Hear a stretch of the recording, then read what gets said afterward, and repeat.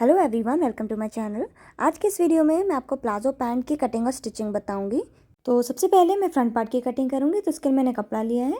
ये कपड़े की लेंथ है 2 मीटर की और ये कपड़े की विड्थ है, यानी कि कपड़े का अर्ज है। तो मैंने पहले कपड़े को बिल्कुल सेंटर से अर्ज में फोल्ड किया है और सिंपल 2 फोल्ड में इसको रखा है। और अब यहाँ ऊपर वाली साइड से हमें पहले 2 इंच पे बेल्ट के लिए निशान लगा लेना है और इसको स्ट्रेट कर देना है। तो ये मैंने स्ट्रेट कर दिया और ये 2 इंच किस हिसाब से लेना है, देखिए जितना भी चौड़ा आपका इलास्टिक है उससे आधा इंच ज़्यादा लीजिए। जैसे मेरा इलास्टिक 1.5 इंच का है, इसलिए मैंने आधा इंच बढ़ा के यानी कि 2 इंच पे बेल्ट के लिए इसलिए निशान लगाया। अब यहाँ फोल्डेड वाली साइड से अंदर को हमें कमर के लिए निशान लगाना है। तो इसकी कमर में इलास्टिक लगेगा, इसलिए हम यहाँ पे कमर की बजाय हिप का मेजरमेंट लेंगे। तो जितना भी आपका हिप राउंड है आप उसमें 4 इंच की लूजिंग ऐड करिए और फिर उसको 4 से डिवाइड कर दीजिए। जैसे कि मेरे मेजरमेंट में हिप राउंड है 38 इंच का, तो उसमें मैंने 4 इंच की लूजिंग ऐड करी तो आया 42 इंच और फिर उसको 4 से डिवाइड कर दिया तो आया 10.5 इंच। तो 10.5 इंच पे निशान लगाना है। साथ ही साथ 1 इंच का मैं मार्जिन भी ले रही हूँ जो दोनों तरफ से सिलाई में दबेगा उसके लिए। तो इसलिए मैंने यहाँ पे 11.5 इंच पे निशान लगाया। अब इस पॉइंट से नीचे को हमें आसन के लिए निशान लगाना है।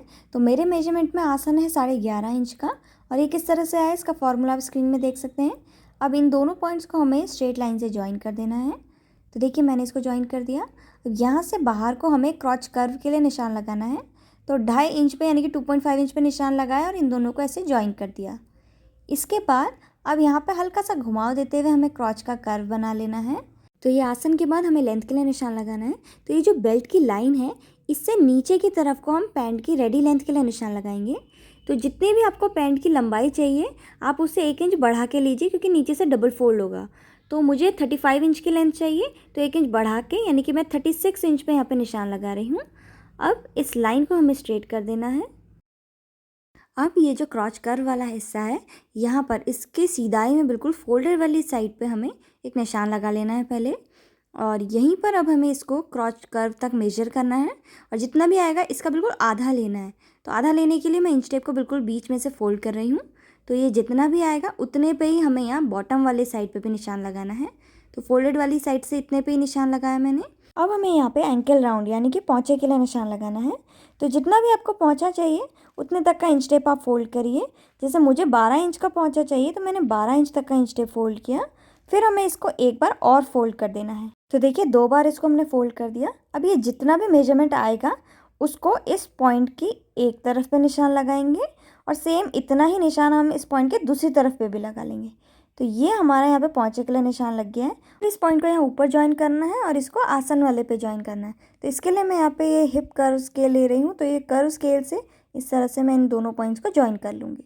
तो ये ज्वाइन कर दिया है, मार्किंग कंप्लीट हो चुकी है। अब सेम मार्किंग के ऊपर हमें इसकी कटिंग कर लेनी है। अब यहाँ पे जो फोल्डेड वाली साइड है इसको भी कट करके ओपन कर लेना है। तो यहाँ पे फ्रंट के 2 पार्ट्स बन गए हैं। अब हम बैक वाले पार्ट की कटिंग करेंगे। तो उसके लिए मैंने बचा हुआ कपड़ा लिया है और इसको भी सेम इस तरह से अर्ज में मैंने फोल्ड कर रखा है एक बार, और ये लंबाई है कपड़े की। अब हमें अपना फ्रंट वाला पार्ट लेना है और बैक वाले के ऊपर इसे मिला के रखना है। ऊपर से 2-2.5 इंच का कपड़ा एक्स्ट्रा होना चाहिए, नीचे से बिल्कुल मिला के हमें रखना है और फोल्डेड वाली साइड से भी मिला हुआ होना चाहिए। अब यहाँ पर आसन की तरफ पे हमें 2 इंच का कपड़ा एक्स्ट्रा बढ़ाना है। अगर आप थोड़े बड़े साइज़ का बना रहे हैं तो आप 2.5 इंच का कपड़ा एक्स्ट्रा बढ़ाइए। तो मैं यहाँ पे से 2 इंच का ही एक्स्ट्रा बढ़ा रही हूँ और सेम इतना ही मेजरमेंट का हमें यहाँ ऊपर की तरफ पे भी बढ़ा लेना है। तो 2 इंच पे मैंने निशान लगाया ऊपर साइड पे भी, और अब यहाँ पे इसको स्ट्रेट ज्वाइन कर देना है। अब जहाँ तक भी हमारा फ्रंट पार्ट है ना, इसके कमर वाला हिस्सा, यहाँ पर तक हम एक निशान लगा लेंगे और जितना हमने नीचे कपड़ा बढ़ाया उतना ही इसके ऊपर भी बढ़ाना है। 2 इंच का कपड़ा मैं ऊपर को भी बढ़ा रही हूँ। अब इस पॉइंट को हमें यहाँ फोल्डेड वाली साइड में जहाँ पर फ्रंट पार्ट है वहाँ पर तक स्ट्रेट लाइन से ज्वाइन कर देना है। तो इस तरह से टेढ़े में आ जाएगा। अब देखिए यहाँ साइड में भी हमें 2-2 इंच का ही कपड़ा एक्स्ट्रा बढ़ाना है, लेकिन मैं ये थोड़ा सा फिटेड बना रही हूँ, बहुत ज़्यादा लूज़ मुझे नहीं चाहिए। तो यहाँ साइड वाले हिस्से में जहाँ पे घुटना आएगा वहाँ पर मैं 1.5 इंच का बढ़ा रही हूँ और नीचे बॉटम में जो पौंचा वाला हिस्सा है यहाँ पे 1 इंच का कपड़ा एक्स्ट्रा बढ़ा रही हूँ सिर्फ। अब इन पॉइंट्स को भी हमें यहाँ पे ज्वाइन कर लेना है। मैंने ज्वाइन कर लिया। अब जो दूसरी वाली साइड होगी यहाँ पर हमें सेम फ्रंट के जितने पे ही निशान लगाना है, कुछ भी कपड़ा एक्स्ट्रा नहीं बढ़ाना है। अब हमें यहाँ पे बैक का क्रॉच कर्व बना लेना है और ये बैक वाले पार्ट की मार्किंग हो गई है। अब फ्रंट वाले को हम हटा देंगे और सेम मार्किंग के ऊपर ही इसकी भी कटिंग कर लेंगे।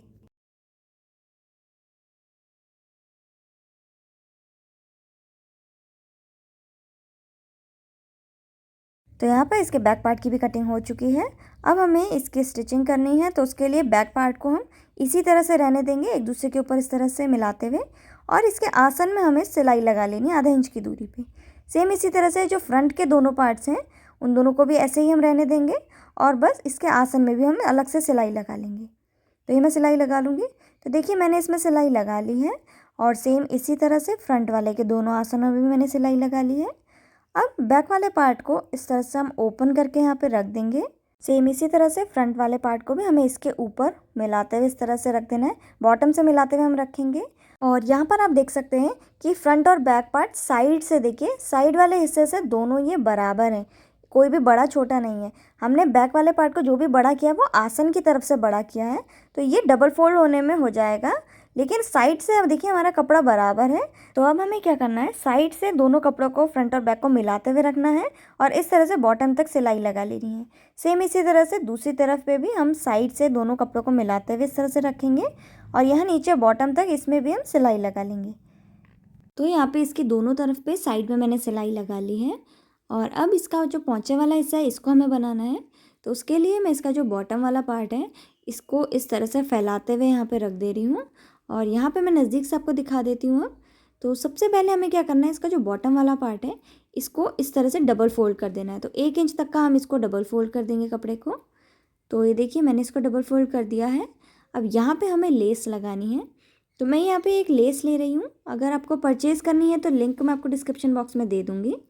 तो अब यहाँ पर इस बॉटम वाले हिस्से पे, यहाँ जहाँ तक हमने फोल्ड किया ना, यहाँ तक इसको रखना है, और इसके कोने कोने पे दोनों तरफ में हमें सिलाई लगा लेनी है।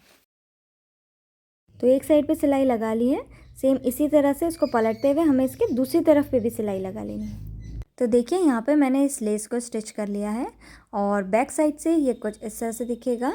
अब हमें क्या करना है, बैक साइड में देखिए लेस और कपड़े के बीच में गैप है, तो हमें बिल्कुल सेंटर से हमें कपड़े को कट करना है। ध्यान दीजिए, लेस कट नहीं होनी चाहिए, हमें इस तरह से कपड़े को सेंटर से कट कर लेना है। उसके बाद इसके जो साइड से बचा हुआ कपड़ा है इसको हमें डबल फोल्ड कर लेना है। तो हल्का हल्का सा अंदर को करते हुए हम इसको डबल फोल्ड कर लेंगे, और इसमें भी सिलाई लगा लेंगे।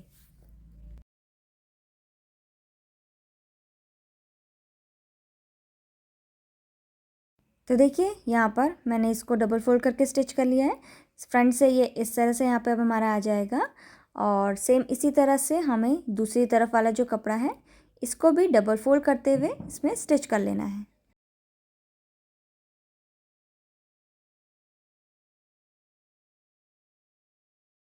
तो देखिए यहाँ पे मैंने इसको स्टिच कर लिया है, और फ्रंट से अब लेस हमारी कुछ इस तरह से दिखेगी। यहाँ पर नेट का लुक आ गया है। अब इसको बनाने के बाद अब हमें इसमें एक लेस और लगानी है। तो मैं यहाँ पर एक की मैचिंग कलर की लेस ले रही हूँ। अगर आपको परचेज़ करनी है तो लिंक मैं आपको डिस्क्रिप्शन बॉक्स में दे दूँगी। और यहाँ पर अब हमें इस लेस से बिल्कुल मिलाते हुए यहाँ पर रखना है, और इसको भी यहाँ पर सीधा सीधा हमें स्टिच कर लेना है।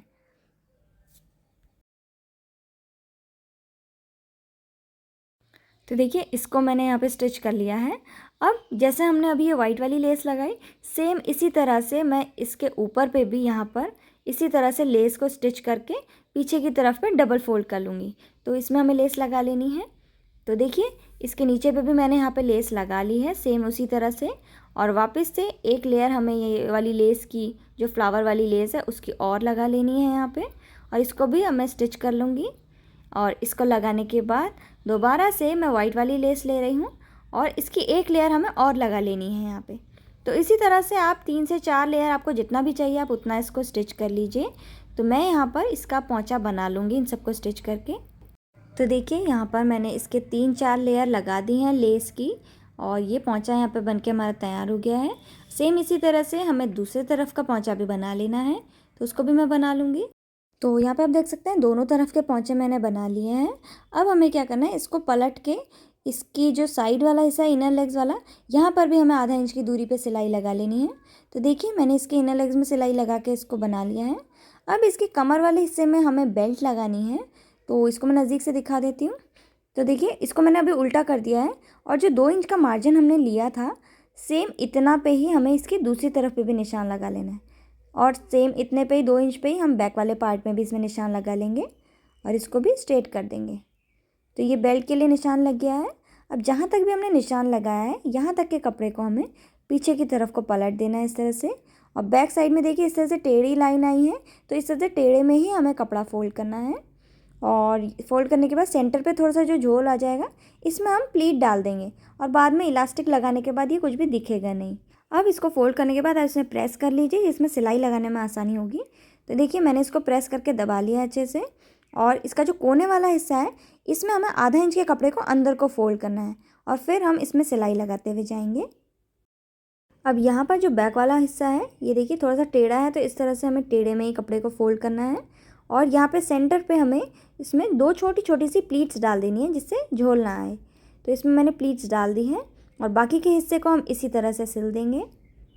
अब यहाँ पे थोड़ी सी हमें जगह छोड़ देनी है इलास्टिक को इंसर्ट करने के लिए।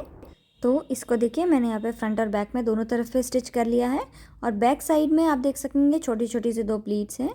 अब हमें इसके कमर में इलास्टिक लगाना है, तो उसके लिए मैं इलास्टिक ले रही हूँ। ये 1.5 इंच चौड़ा है और इसकी लंबाई कमर से 2 इंच कम है। जैसे कमर मेरी 30 इंच की है तो मैंने इलास्टिक 28 इंच का लिया है। अब इलास्टिक को एक तरफ से डाल के हमें दूसरी तरफ से बाहर निकाल देना है और इसकी कमर में इलास्टिक लगा लेना है। और इलास्टिक लगाने की डिटेल में मैं वीडियो ऑलरेडी बना चुकी हूँ, अगर आपको देखनी है तो लिंक मैं आपको डिस्क्रिप्शन बॉक्स में दे दूँगी। तो देखिए कमर में मैंने इसके इलास्टिक यहाँ पे लगा लिया है और ये पैंट बन के तैयार हो गई है।